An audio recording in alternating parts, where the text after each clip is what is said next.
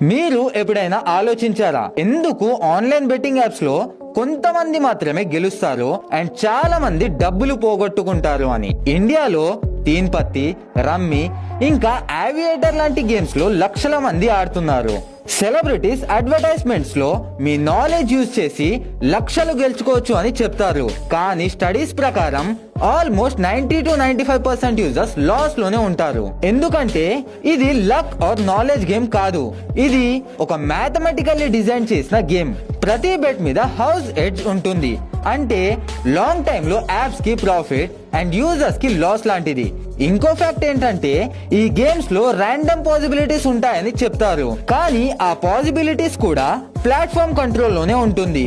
అంటే మీరు short time లో గెలిచినా కూడా లాంగ్ టైమ్ లో మాత్రం ఖచ్చితంగా ఓడిపోతారు. ఈ గేమ్స్ మన బ్రెయిన్ సైకాలజీని టార్గెట్ చేస్తాయి. మొదటి కొన్ని రోజుల్లో మిమ్మల్ని గెలిపించి కాన్ఫిడెన్స్ క్రియేట్ చేస్తారు.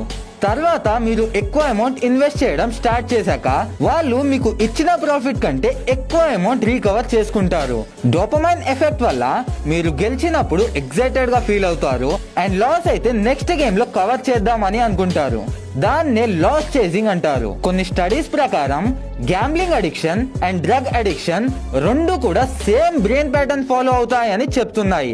అంటే ఇది జస్ట్ గేమ్ మాత్రమే కాదు, ఇది ఒక మెంటల్ ట్రాప్ లాంటిది.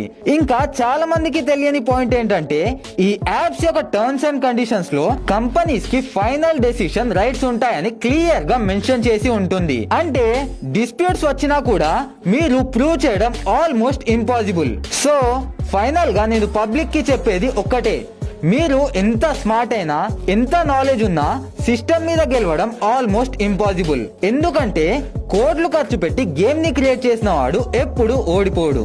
మరి ఈ టాపిక్ పైన మీ ఒపీనియన్స్ ఏంటి? కమెంట్స్ లో తప్పకుండా చెప్పండి.